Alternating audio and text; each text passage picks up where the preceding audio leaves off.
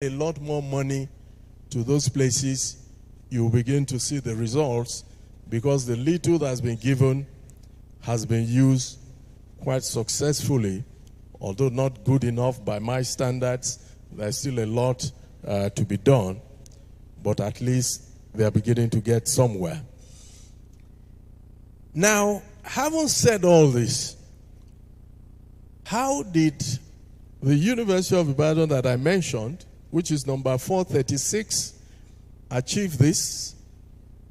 And Covenant University, which is a private university, I'm just picking those two, achieve this. Covenant University is number 642 by Times Higher Education ranking, meaning if you count the top 700 universities in the world, you will count them. It is easy to see that for the two of them, it is the strategy. And I tell you a little about the UI strategy. In the year 2000, the university sat down with MacArthur Foundation as a sponsor or a donor, a partner, to do a strategy for institutional strengthening. And I can tell you that it is that strategy that's still lasting in the last 20, 23 years. Because we then discovered that many of the young lecturers recruited, many of them had never stepped outside this country. And so part of the strategy was to go and embed those lecturers in different worldwide, world-acclaimed universities, and we sent out over 200 of them. And I can tell you that one good thing was everybody came back. Nobody did, what's it called? Is it Jakpa? Everybody came back. And because everybody came back, the president of MacArthur worldwide came to visit us and also gave us more money. Because at the time he came, I remember I was in the meeting, he told us that he discovered that the law faculty had a problem with accreditation. And what could he do? And then, because of what we had done with the money given, he gave $250,000 by himself and his friends. So you can see what little money does. But let's give a perspective to the case of the university. When we took all the money that was given to us over a period of 10 years, that is all the money they gave, with heavy policing over a period of 10 years, it was equal to the budget of a university for only 1 year. I hope you get the perspective.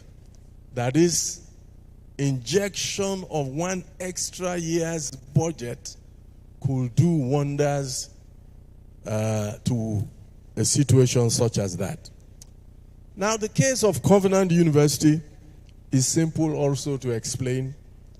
They can run that high because right from the beginning, they had a strategy. They're about 20 years old, but they had a strategy to be world-class and to make sure that they took a strategic direction in which they would stay the same for facilities, for manpower, and every other thing that they did. So if you find these universities or these higher educational institutions punching above their weight, there's a reason. It has to be that funds that are available are used judiciously. So the next question is, what should be the strategy for boosting funding in higher educational institutions? And again, we take a look at what our nations are spending. UNESCO has recommended that nations that are developing should spend about 20% of their budget on education. If you look at Egypt, the latest figure we have is about 11.64%. Ghana is high up there 20%, although it came down recently to 18%. Kenya is 17.7% to 19%.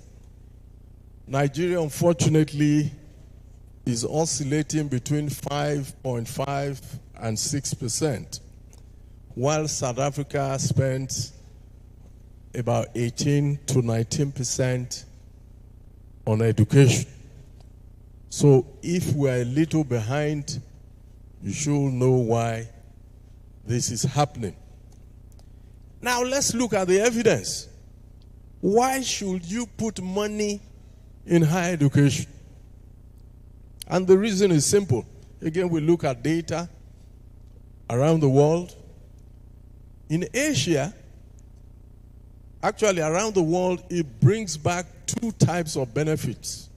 Social benefit, that is the society as a whole, and then individual benefits, that's the person getting the education, knowledge acquisition as a person. And in Asia, the social one is about 11%, Europe about 9%, Latin America 12%, OECD countries about 8.5%. Surprisingly, in sub-Saharan Africa, to which we belong, it is 11.3%. Now, the private return, that is somebody who goes invest in education, or for which we invest in the person. In Africa, I'll just speak Africa, it's about 27% for sub-Saharan Africa, which is higher than the average for the whole world.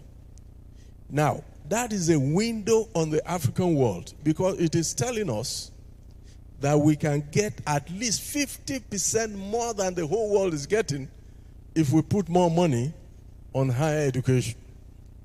Okay? It's the highest of it all, which is about 27%. Now, what do these percentages mean? I'm sure you know if you go to put your money in a bank today, how much will they give you? Will they give you 5%? I doubt it, even in a fixed deposit.